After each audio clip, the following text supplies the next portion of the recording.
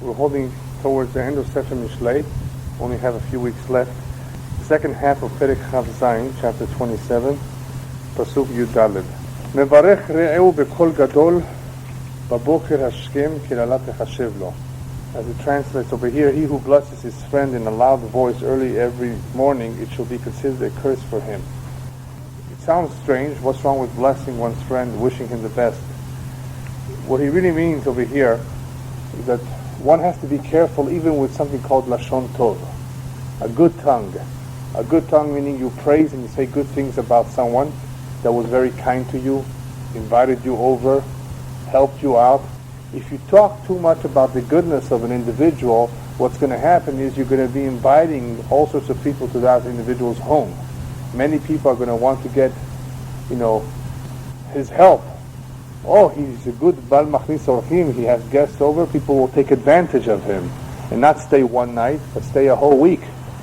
And I heard of a story in London. There is a very famous Bal Machnis Orchim who's very, very strong in this area of Achnasat Orchim.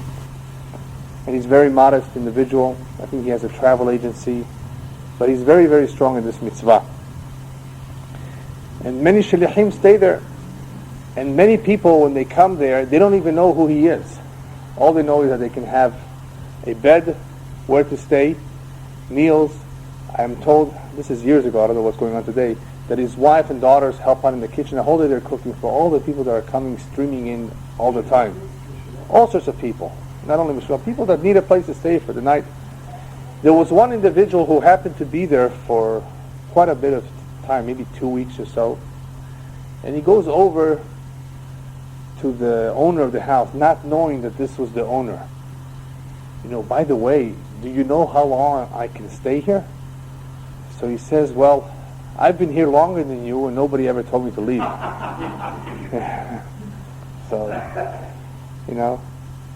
But, people have to be careful not to take advantage.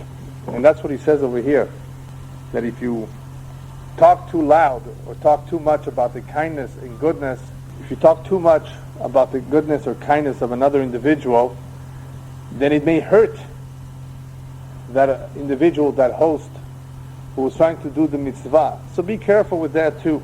Also, perhaps we can say that this pasuk is also talking about another similar idea that we've already spoken about in the past, that when you speak too much about the praise of an individual, that conversation can eventually lead to Lashon Hara. You begin speaking about how good he is and how he is so and so, and this is what he does. All the good things, all the good qualities. From the good, you eventually can come to speak about the negative too. So you have to be careful not to overdo it, even something which is good, even to talk about the praise, because the praise could lead to Lashon Hara. Next pasuk is a very familiar theme, and you will understand in the next couple of weeks why he's been talking so much about the annoying woman. An annoying woman. Delef tored biyom sagrir ve'eshet midyanim nishtava. He translates it here, a constant dripping on a rain-stormy day, and a quarrelsome woman are alike. When your roof is leaking, you feel it. Not only do you feel it, if it's very heavy, it drives you out of the house. You put a bucket here, well, if it's in one spot, it's okay. You can live with it maybe, but what if it's all over the place? It's hard. It's not a good feeling to have rain coming down in a rain-stormy day when it's a lot of rain. In the same way is a quarrelsome woman. She's always, he calls it quarrelsome. That's true, annoying, quarrelsome, kantranit. In other words, she's very vexing. And this is a constant problem. And because this is a constant problem, it could drive you crazy. Why does he tell it to us? He's spoken about this before. He's put a great emphasis on the woman. When one marries a woman, obviously you want to look for certain things. And what are those certain things? He leaves that towards the end of Sefer Mishlei when he speaks about Eshet Hayil Mi Yimtza. Beautiful chapter describing a woman of valor. And there are such women in this world. There are women who have many of the qualities, if not all of the qualities that Shlomo Melech describes. Hardworking, devoted, loving, and kind to others, and very helpful to their husbands. To have all those qualities is very, very special. And we'll talk about it at length when we get to the last chapter in Mishlei. Beautiful, beautiful. And if you see what he means, you may be able to think about a woman. It may be even your own mother. But it usually will be somebody from the previous generation, because there are not too many women like that today. Unfortunately, many women today are spoiled. All of you are okay. And I don't mean about you. I'm talking about other people. Yeah. There are a lot of spoiled women, especially American, right? American women. Yeah. Right. Yeah. So anyway, that's why he talks about the opposite of the good woman, the Eshet Chayil. Is an annoying woman, a woman who's quarrelsome, always complaining, always has something negative to say, and that can drive a man nuts. It can drive him out of the house. And the reason he points this out is not just to describe us, this type of a woman, but to make us aware that when you choose a woman, don't look at certain things that you might think are important, because what you really want is someone who will be devoted and kind and helpful in the house. And if she's not like that, all she is beautiful, and she has money, but she's a quarrelsome person, I don't think you would want to live with her under the same roof.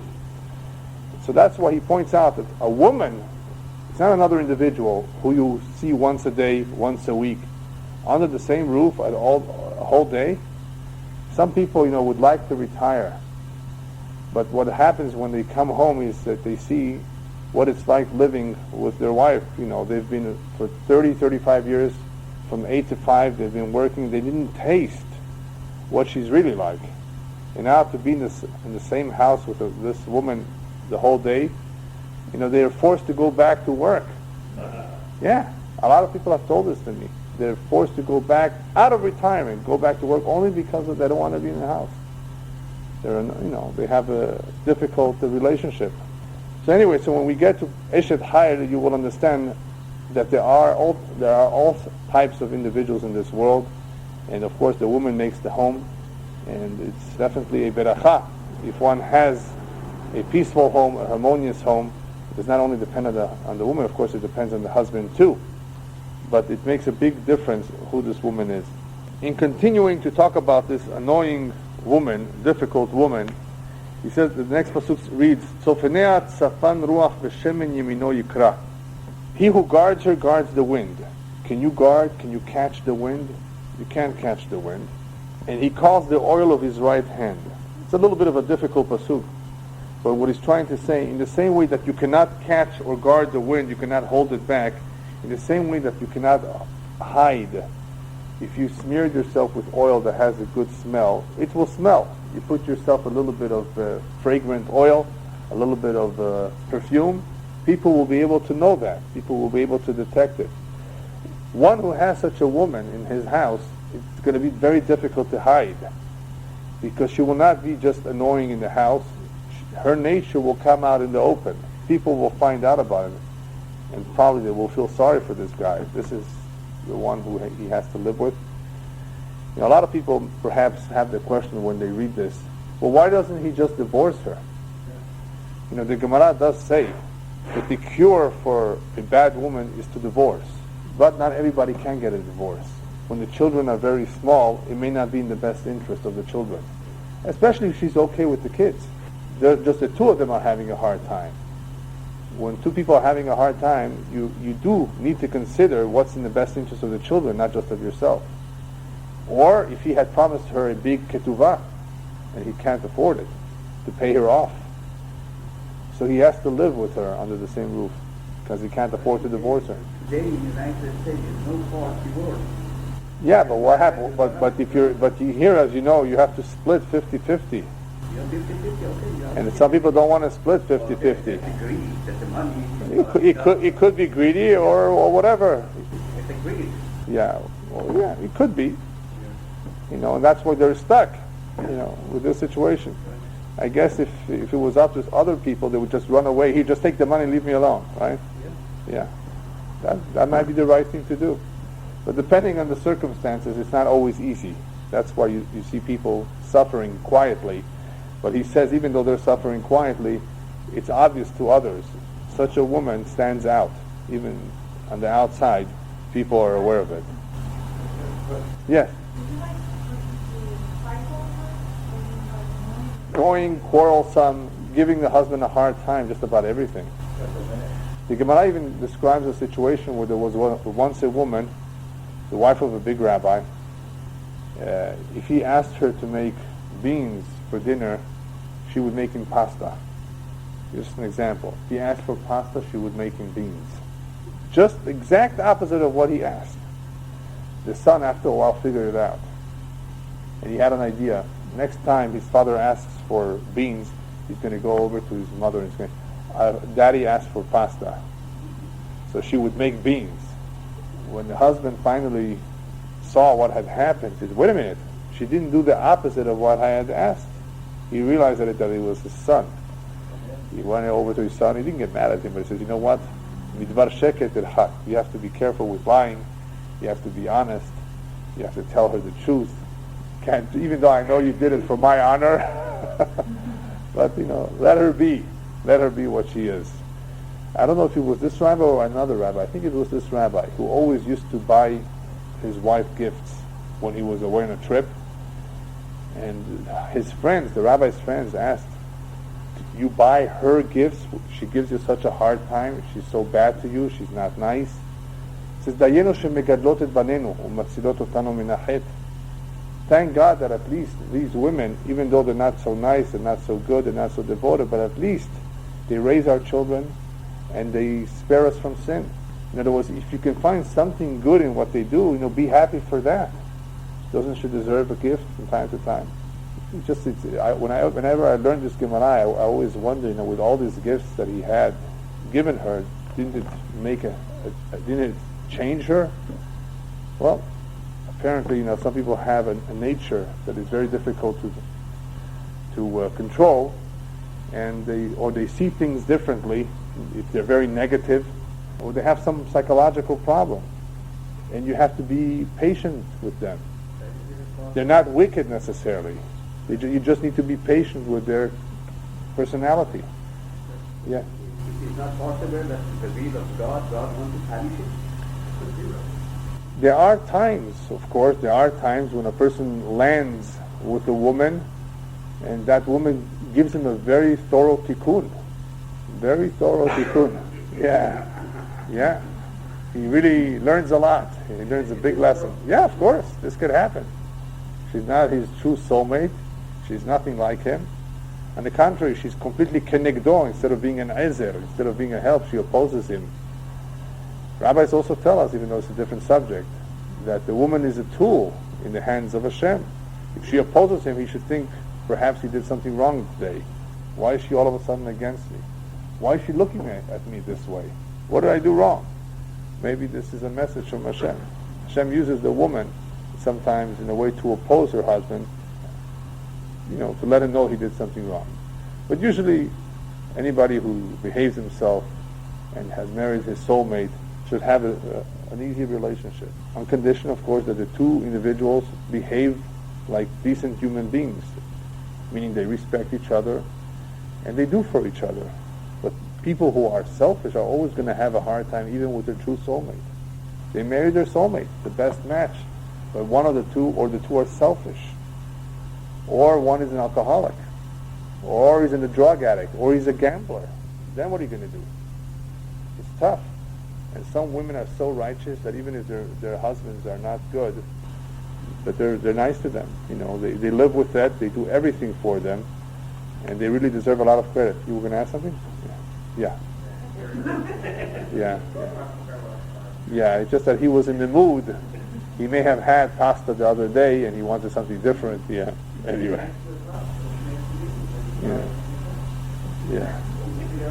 Yeah. Of course, he understood.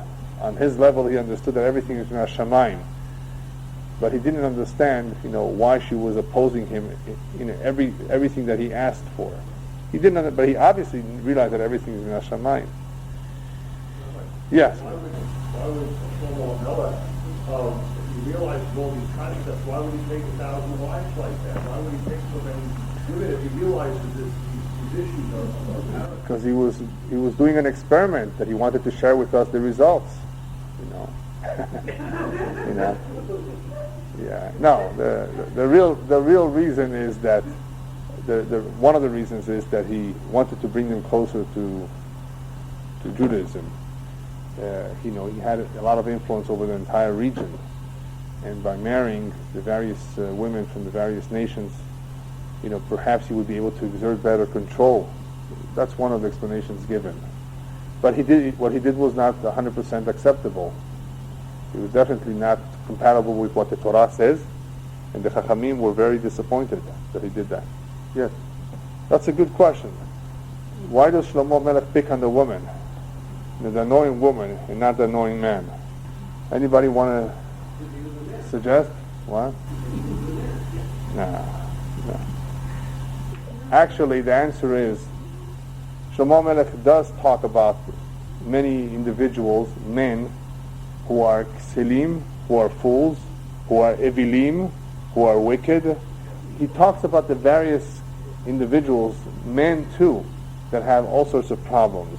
When it comes to the woman, he's mentioned different kinds of women too, but he chooses to talk about the married woman much more than the individual woman, because of the consequences of having such a woman in the house, the consequences to the husband, the consequences to the children, the many lessons that can be learned from the value of a woman. If she's not a woman of valor, if she's not a righteous woman, a God-fearing woman, it has consequences. Whereas for the man, he doesn't hold back his whip. He actually lashes out on certain individuals who behave in a very corrupt manner. And the whole Sefer Mishlei is replete with examples of individuals who do not behave themselves or act according to the standards of the Torah because of their selfishness, because of they're simply mischievous, liars, cheaters.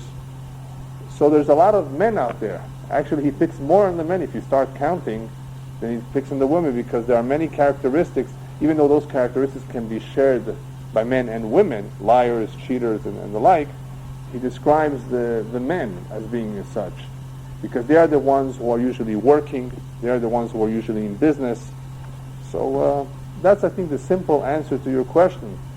That there's a lot of men out there who are definitely doing terrible things, and if those terrible things are being done in the home to their spouse, then you can imagine what it looks like. It's just as bad, whether it's the man or the woman. Just that the woman, because she's the mother of the children, being in a house with such a woman, the consequences are somewhat different. The man is the head, the woman is the neck, and neck controls it. Yeah, that's right. She has a lot of control. Yeah. The next pasuk, barzel bebarzel yachad veish yachad pnei re'ehu. This is a famous pasuk. Iron sharpens iron, and a man sharpens the countenance of his friend. You take two pieces of iron, two knives, and you can sharpen them. Rabbis point out that what Shlomo Melech here was talking about was the importance of chavrutot, of never learning on your own by yourself. A lot of people would like to do that, just sit at home and open up a sefer. That's good if you read a book from time to time, depending on the level of what you're reading. But there's nothing that comes close or compares to learning with another Jew, learning in a shiur, where one can ask questions, where one can clarify something, where if one misunderstood something or did not interpret it right, the other chavruta would point it out to him. Each one would analyze things from his own perspective. They would both argue, discuss it, and delve into it deeply, because two heads are better than one. So the rabbis very much point out that this is the way to learn Torah, this is the way to acquire Torah, and not learning it by yourself. One can review by himself. One, of course, should not stop learning Torah just because he's by himself. But there are many, many areas in the Talmud and in the Midrash and the Halakha that you gain a lot more by learning with a Havruta. So there's a time for everything. One should learn with a Havruta, one should learn in a Shiur, one should learn a little bit by himself. But Havruta has a tremendous benefit that you cannot get if you learn on your own. Pasuk Yudchet, Notzer te'ena yochal pirya, V'shomer avonav yechubad. Also a very famous pasuk. He who guards a fig tree shall eat its fruit, and he who guards his master shall be honored. In talking about a fig tree, he's talking about notzer, watching over it, looking after it on a constant basis, that everything should grow, that the fruit should ripen, and that has to do with constancy. Constancy or regularity is very important in anything you do. If you're serious about something, you want to be regular about it. You want to be constant about it. And this is especially true with the Torah. Torah is not something that you just learn once a year, twice a year, whenever you feel like it. If you care about it, if you want to watch over it, just like you would watch over your fig tree, you would want to be constant in the learning of Torah. That is one interpretation that Shlomo Melech is pointing out the importance of hatmada, or constancy. The other idea of why Torah is compared to a fig tree, rabbis tell us why lama nimshelu divrei Torah liteina, why the words of Torah compared to a fig tree, because every time you go to the fig tree and you look around, you will always find some figs hiding there amongst the leaves. In the same way, every time you learn Torah, you will always find something sheyesh bo ta'am. Even if you learned it once, you learned it twice and three times. Every time you review it, every time you learn it again, the same parasha, the same halacha, the same Gemara, you will find something good, something tasty in the Gemara. And that is the importance of reviewing, not just to remember, but because you will always find something new. Another idea of why the Torah is compared to a fig tree, because the fig tree does not all the figs become ripened at the same time.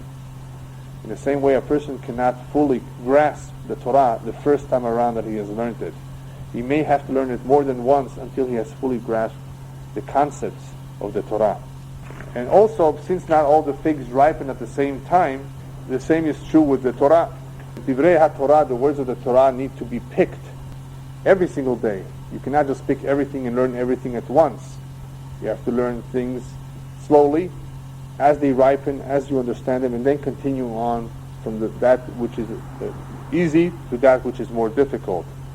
Picking it every day on a regular basis.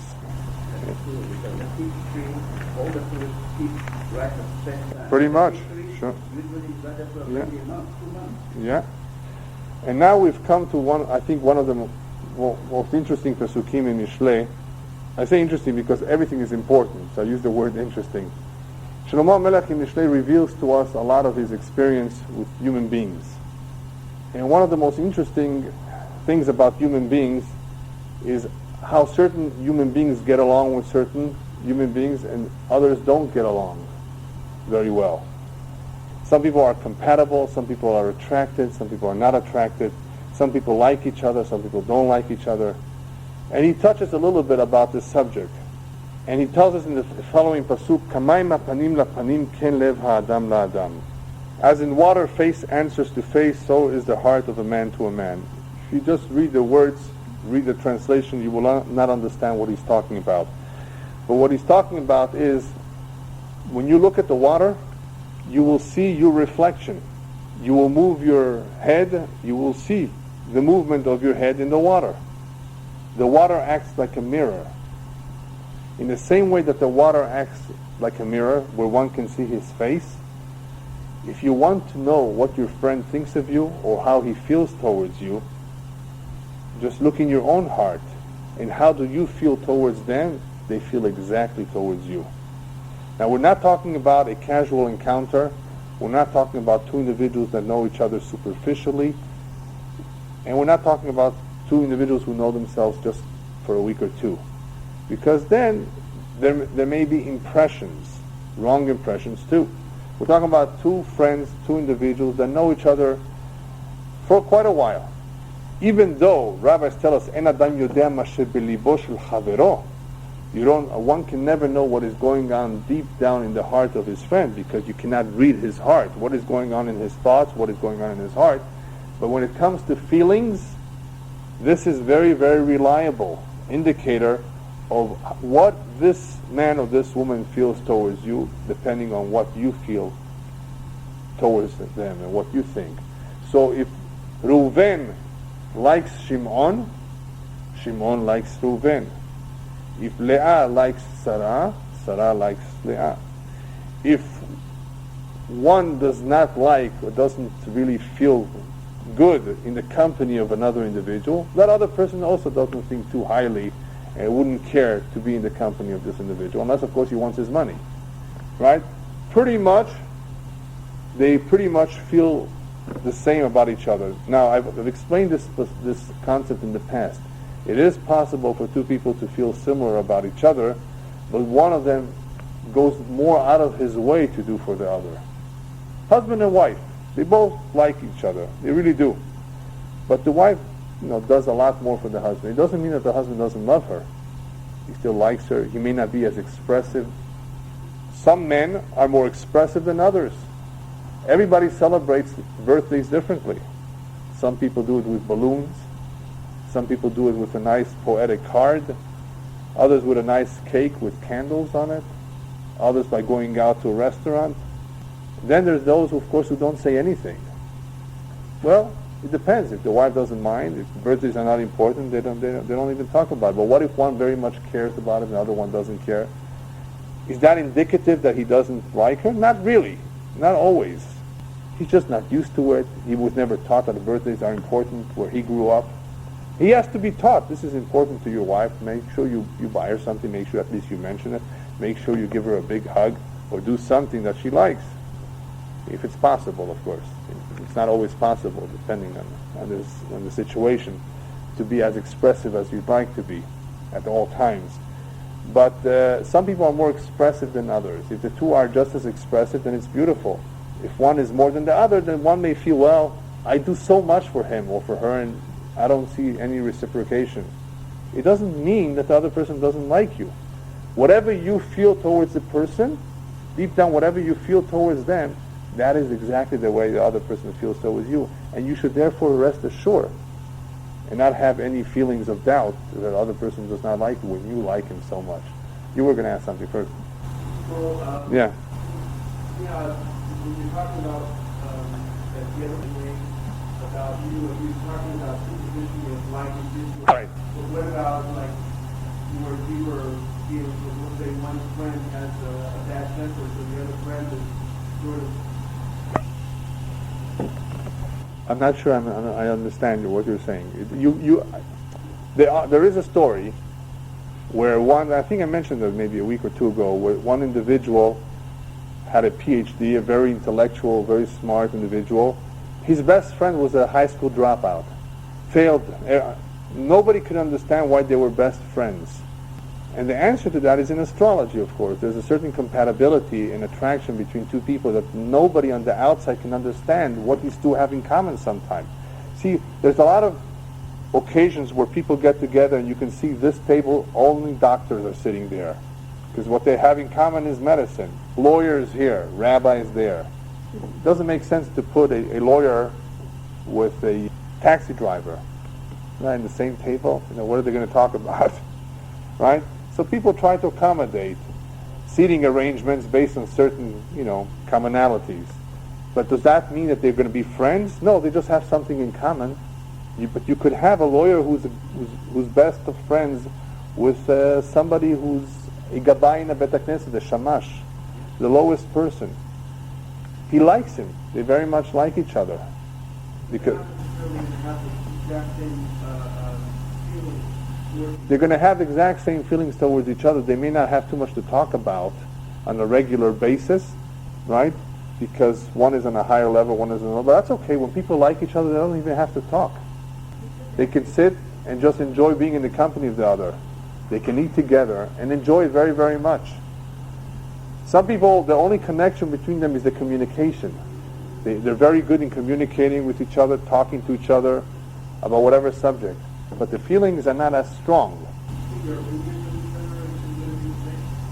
Yes, 1,000%.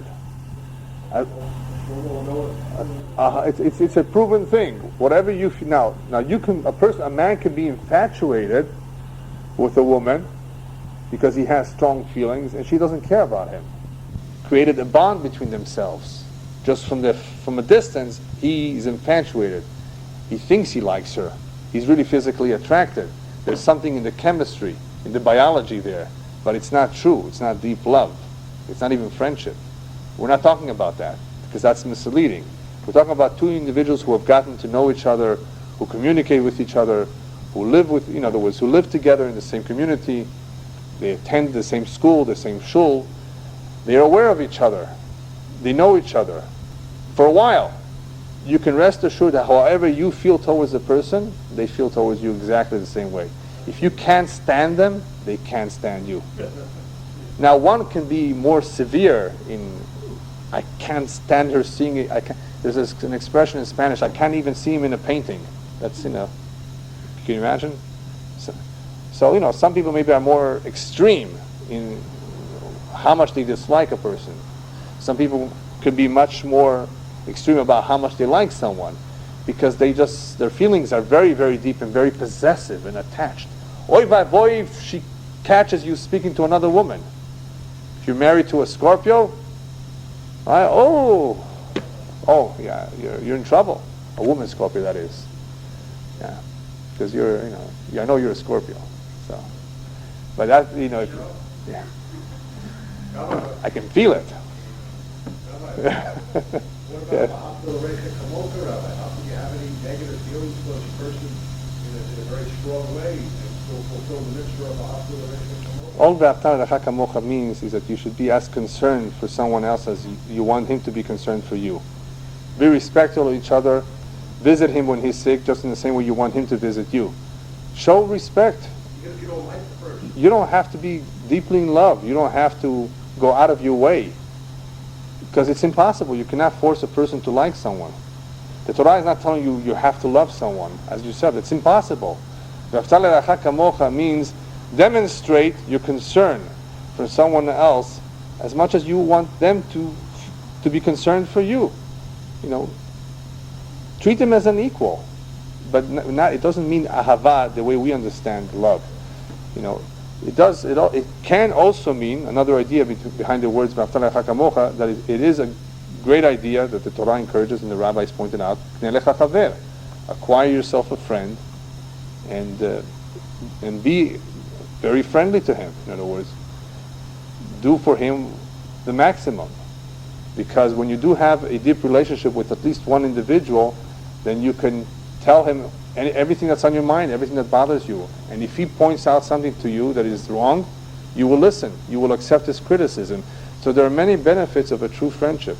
But as I've mentioned this in the past, not everybody is fortunate to have one. And unfortunately, not everybody makes an effort to acquire one. It really has to be important to you. And not to everybody is friendship so important.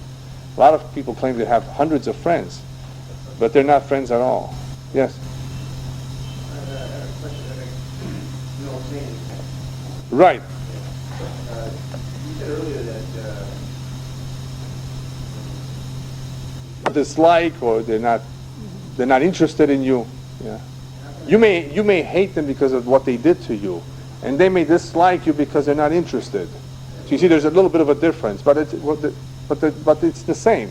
They have no interest in each other. How many times, I'm sure it's out there where one individual and the other individual has no idea. Obviously, something may have happened all of a sudden. Before it happened, they were not angry. This happens all the time between a husband and wife. He did something stupid. And the wife is not a very patient woman, and she took it in the wrong way.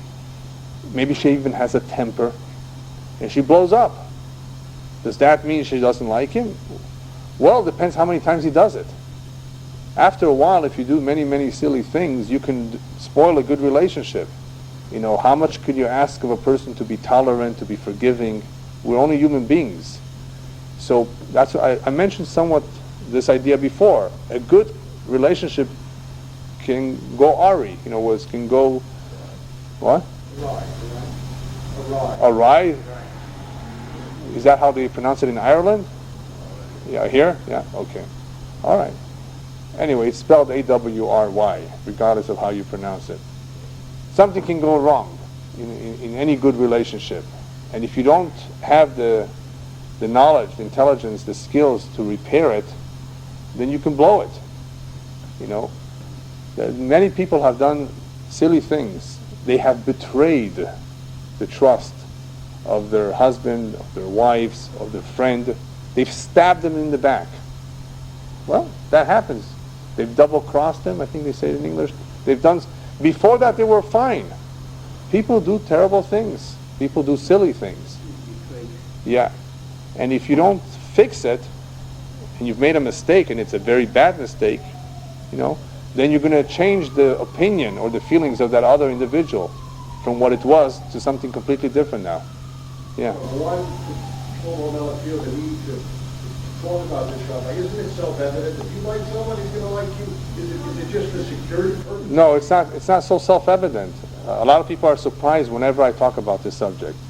Rabbis tell us, but let's go on because he has more to tell us here about how to recognize an individual. Rabbis tell us that Shadam nikar bekiso bekoso bechaaso, that you can also recognize a little bit about another individual in how he spends. When it comes to money, how is he with money? Is he tight? Is he open? Is he giving? Is he stingy? You can tell a lot about a person when it comes to areas of money. So you will be able to tell a lot about this man or woman. Because when he drinks, how much he drinks, what he says when he's drunk, because once he's drunk, all the secrets come out. And you can tell a lot about another individual because when he's very angry, because then he's lost control. So if you want to get to know someone, get him drunk or test him, in some other way. But all of these three areas, you'll get to know an individual just superficially, just a little bit about him. You will never get to know him 100%. That's why two single people who are dating each other can never really get to know the other until they have actually lived as husband and wife in the same house. There's just too many things out there that are not fully on the open when the two are not actually really married and committed to each other. All right. Yes? Would you recommend on a first date you go out and drink a lot? No, I definitely don't recommend it, no, especially if you're going to be driving too. All right, rabbis tell us about this pasuk that if you see something that you do not like in another individual, be careful. Because kol haposel bemumo posel. Whenever you point out something negative about another person, it may be that you're pointing to something that negative that you have yourself. Because what you're observing in somebody else is really something that you're observing in yourself. Depending what it is, depending on the circumstances, if you are in a situation where you are judging, it could be that they put you into that situation, so you should really see what you have. And that is why you're seeing that exact same thing in another individual. If you don't have the problem, then you would ignore it. We're talking about someone that makes an issue of something. If we see somebody behaving himself in a certain way, it doesn't mean we have that same problem that he does. But when we make an issue of it, when we point it out, it very possibly could be that we have that same problem. All right. Even though Yonatan ben Uziel says something very interesting over here, that he interprets it to be that no two hearts are alike, just like no two people are alike. Even though that's also true, you can say that too. Nevertheless, what we do know is that even though people are not alike and no two individuals are alike, even two twins are not really 100% alike, nevertheless, there are a lot of characteristics that people have in common because of their astrological sign. So even though no two people are alike, there are people who have many similarities. We're not talking about backgrounds now, and we're not talking about education and the like. We're talking about temperament and feelings that some people have these kind of feelings, some people have different kind of feelings. A lot of people have similar feelings or similar ideas about life and about relationships that they share in common. And the more a husband and wife or two friends share things in common, the more solid the relationship will be, the more glue it has. Because they feel alike, they think alike, they share the same interests. Not always, because men and women are different. One likes to fish and the other one likes to play the piano. Well, that's okay. Each one can do their own thing, as long as they're not completely opposites. But if they're too much alike, how? Well, what do you mean too much alike? If one is jealous, the other is jealous also, or In every one has a temper, the other one also has a temper. in every soulmate relationship, The Torah points out that Hashem puts two individuals together, that there will be an ezer kenegdo. They should be a help. One complements the other in some way. It just could be that when two individuals are very, very alike, that they don't have too many areas where they need to complement each other. In other words, I don't mean complement in a way to repair, but there's always going to be something that Hashem put the two together because one needs the other. One can actually help out where the other one is lacking. So even though their temperament and their likes and dislikes are the same, they two cannot be without each other. The two really need each other. And as long as the two say that, after 25 years, that they feel they need each other and cannot be without each other, that's a good sign.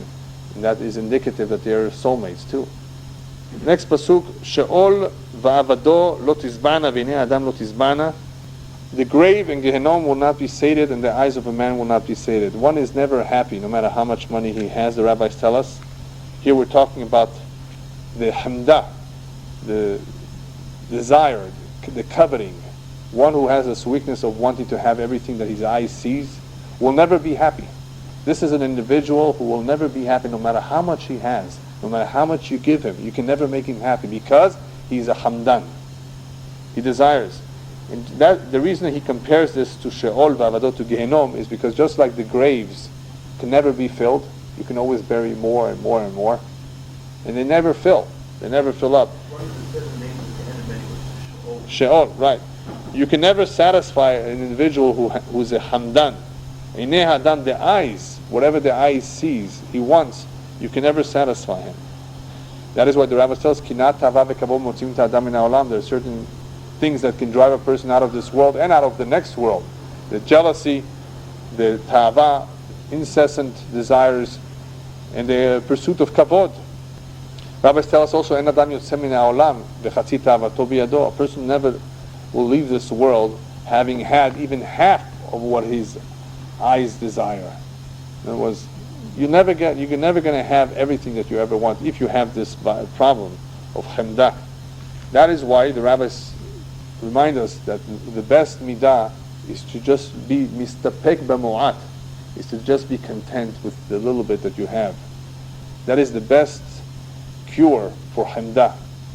Hashem gave me this, I should be happy. Count your blessings, as they say in English. You know how many people are worse off than you? So be happy with the little bit that you have. Yes? Oh, that's in the Gemara. That part is in the Gemara. It's not in Pirkei Avot. Pirkei Avot is Mishnayot. Whereas Gemara is the Talmud. It's mentioned in the Talmud. Yeah. Sure. They asked him in an interview, they said, how much is enough money? Right. Just a little bit more. That's right. Just a little bit more, yeah. And he had millions. Exactly. That's the point over here. Anyway, it's a terrible thing if a person has this, I call it this disease, this machala of wanting more and more. He's never going to be happy. That's what he points out over here. That his eyes can never be sated, can never be satisfied. That's another similar problem. Yeah, sure. Greed, isn't it? Greed, sure, because he wants more and more. Yeah. Next pasuk, matzref lakesef v'chur lazahav v'ish lefi mahalalo. Also an important pasuk. The refining pot is for silver and the furnace for gold, and a man according to his praise.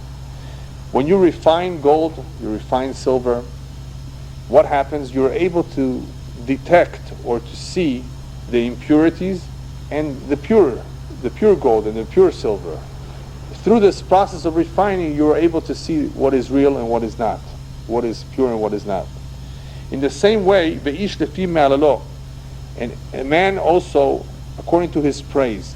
You want to be able to know about an individual if he's good or not. See what people say about him. Use other people's praises of him or curses or whatever they have to say about him as a barometer to judge what he's like. If there's a consensus or if there's an agreement about this man, he's kind, he's good-natured, he's a good man, he's helpful. If you only hear good things about this individual, in other words, there's a consensus. then you don't have to check too much into it. When we check for shidduchim, you want to look into the family too. If you hear only good things about the family, you don't even have to investigate any further. Ve'ish lefi ma'alalo, that is one way to get to know an individual, is see what other people have to say about him. Another way of understanding this pasuk is that you can tell a lot about a person on how he talks about others. Is he very negative? Does he have not nice things to say about even one individual? What language does he use? What words does he use to describe other people? Rabbis tell us from the berachot of an individual you can also tell a great deal. From the way he blesses others, what he wishes for others, you can also tell a great deal about him. Another interpretation here is in the same way that gold and silver are purified, according to his praise, according to his greatness, according to his level, a person needs to refine himself. The greater a person is, the more they demand of him upstairs b'shamayim. That refinement can be done on his own. That refinement can happen min hashamayim, that they refine him. They send him something to purify him, to refine him. The greater a person is, his yetzer hara is greater. He needs to work on himself too. It's a never-ending process of refining oneself, refining one's midot, refining one's neshama. Yes? What do you mean by greater? More of a tzaddik, yeah, on a higher level. Another way one can tell about an individual what he's like is what does he admire? What does he praise? What does he like? What does he look up to?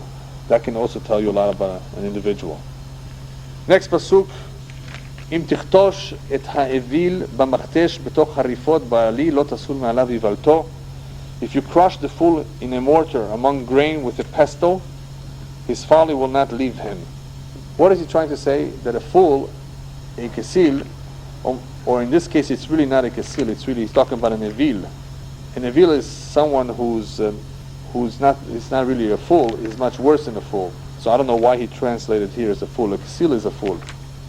Ichtosh ta'elvi means one who is really more of an evil, not a good person. He's not interested in doing good. Even if you hit him over the head, even if you crush him, his folly will not leave him. Rabbis tell us here that a person who is wicked doesn't get it right the first time. Even if he gets a blow, he forgets it very quickly. Somebody who's smart, somebody who's normal, he gets hit over his head, he asks himself, wait a minute, what just happened? He doesn't want to repeat the same mistake. And Evil, even if he's hit over the head, it won't help him. Just like crushing him in a mortar among grain with a pestle, his folly will not leave him. We spoke about Exil several weeks ago, that the only cure for Exil is the shevet. Sometimes you have to use the rod, because he doesn't understand logic. You can't argue with him. It's hard to convince him. So sometimes you have to use the rod, the shevet musar, to hit him. That's the importance of disciplining a child. And sometimes that's the only way to do it, to get the folly out of his head. He says with the avila it won't work. Even though he says it won't work, it does not mean that you shouldn't do it.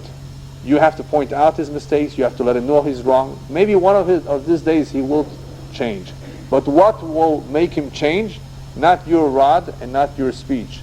He on his own. So when Shlomo Melech says nothing will help, not even all the blows will crush him, will make him change, it's because on the outside we can't convince him. He's crazy. But on his own, we all have free will, and on his own never give up. Even the Rasha, even the Evil, even the Ksil can do teshuvah. If on his own he decides to change, we may have a difficult time convincing him, but he can still convince himself. Yadoa teda pnei tzonecha shit libecha la'adarim. Know well the condition of your flocks. Give your attention to the herds. Pay attention to your finances, to your investments, to your kids. Person has to pay attention.